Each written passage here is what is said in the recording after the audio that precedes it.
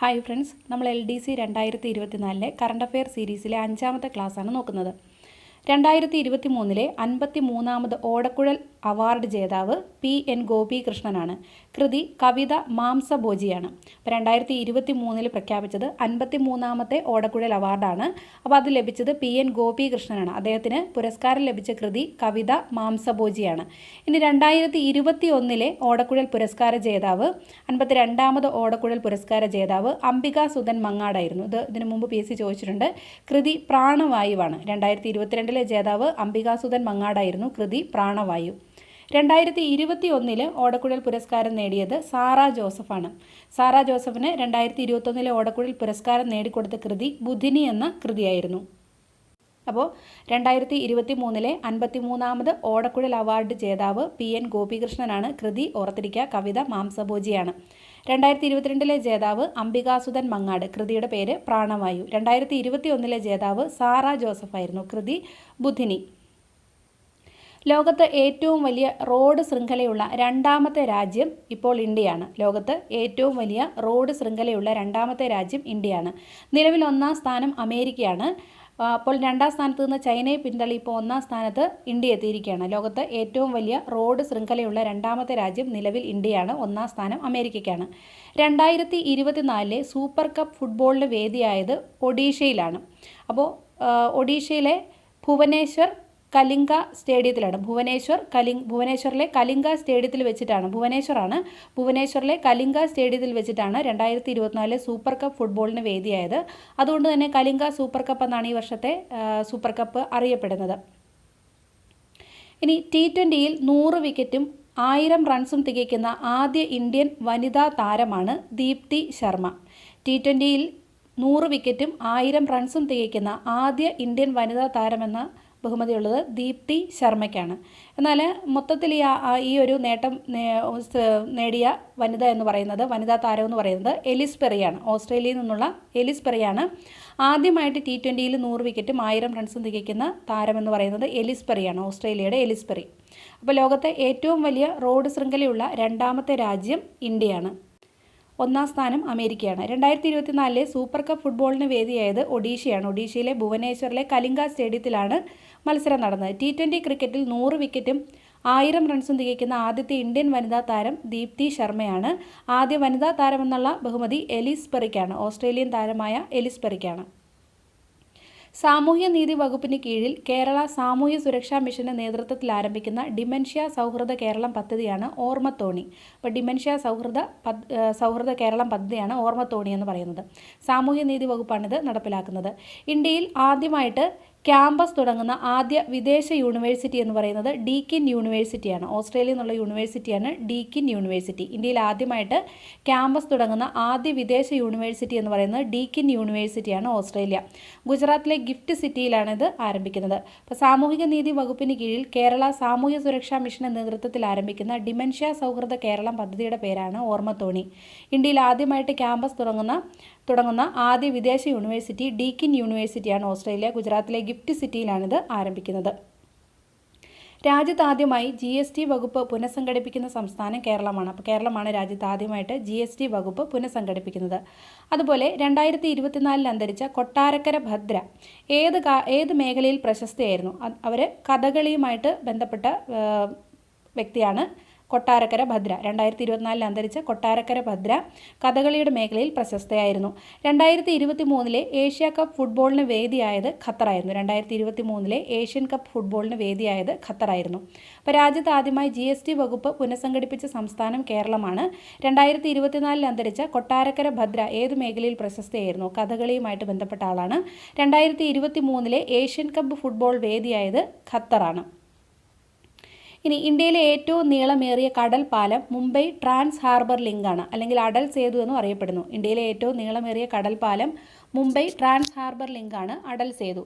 ഇത് താനെ കടലിടുക്കിന് കുറുകെയാണ് നിർമ്മിച്ചിരിക്കുന്നത്. മുംബൈയെയും നവി മുംബൈയെയുമാണ് അടൽ സേതു കണക്ട് ചെയ്യുന്നത്. അതായത് കറക്റ്റ് സ്പോട്ട് പറയുകയാണെങ്കിൽ സെവരി നവശേവ എന്ന് പറയുന്ന 2 സ്ഥലങ്ങളെയാണ് ഇത് കണക്ട് ചെയ്യുന്നത്.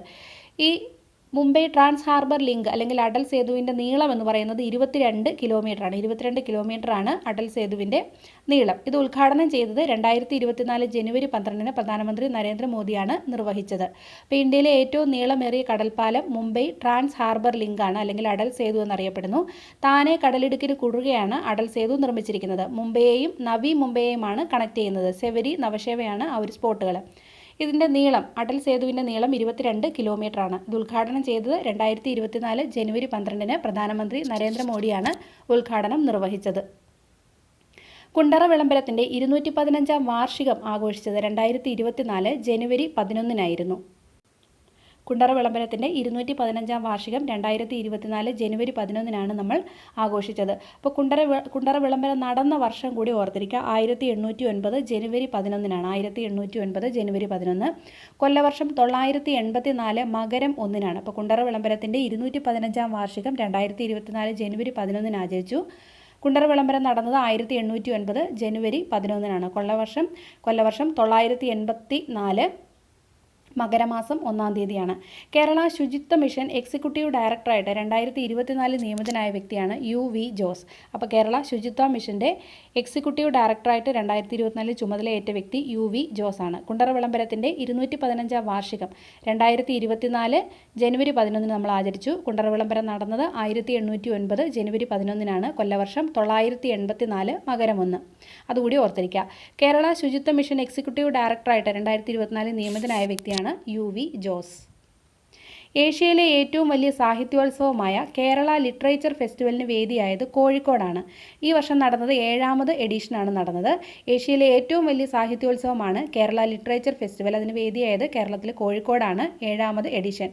സീ ഡ്രാഗൺ 2024 എക്സസൈസിൽ പങ്കെടുത്ത രാജ്യങ്ങളാണ് ഇന്ത്യ, അമേരിക്ക, ജപ്പാൻ, ഓസ്ട്രേലിയ, ദക്ഷിണ കൊറിയ. ഇത്രയും രാജ്യങ്ങൾ സംയുക്തമായിട്ട് നടത്തിയ അഭ്യാസമാണ് സീ ഡ്രാഗൺ 2024. അപ്പോൾ സീ ഡ്രാഗൺ 2024 എക്സസൈസിൽ പങ്കെടുത്ത രാജ്യങ്ങൾ ഇന്ത്യ, അമേരിക്ക, ജപ്പാൻ, ഓസ്ട്രേലിയ, ദക്ഷിണ കൊറിയ എന്നീ രാജ്യങ്ങളായിരുന്നു. അപ്പോൾ ഏഷ്യയിലെ ഏറ്റവും വലിയ സാഹിത്യോത്സവമാണ് നമ്മൾ പറഞ്ഞത് കേരള ലിറ്ററേച്ചർ ഫെസ്റ്റിവൽ. അതിന് വേദിയായത് കോഴിക്കോടാണ്. 7ാമത് എഡിഷനാണ് ഈ വർഷം നടന്നത്. അതുപോലെ സീ ഡ്രാഗൺ 2024 എക്സസൈസിൽ പങ്കെടുത്ത രാജ്യങ്ങളാണ് ഇന്ത്യ, അമേരിക്ക, ജപ്പാൻ, ഓസ്ട്രേലിയ, ദക്ഷിണ കൊറിയ. ഈ രാജ്യങ്ങൾ, ഈ ഇന്ത്യ, അമേരിക്ക, ജപ്പാൻ, ഓസ്ട്രേലിയ, ദക്ഷിണ കൊറിയ ഈ രാജ്യങ്ങൾ സംയുക്തമായിട്ട് നടത്തിയ അഭ്യാസമായിരുന്നു സീ ഡ്രാഗൺ 2024. ഇനി 2024 ധാക്ക ചലച്ചിത്രമേളയിലേക്ക് തിരഞ്ഞെടുക്കപ്പെട്ട മലയാള ചലച്ചിത്രമായിരുന്നു പൂവ് എന്നുള്ളത്. ധാക്ക ചലച്ചിത്രമേളയാണ്. 2024 ധാക്ക ചലച്ചിത്രമേളയിലേക്ക് തിരഞ്ഞെടുക്കപ്പെട്ട മലയാള ചലച്ചിത്രം പൂവാണ്. സംവിധാനം അനീഷ് ബാബു അബ്ബാസ്, അതുപോലെ ബിനോയ് ജോർജ് എന്നിവരായിരുന്നു.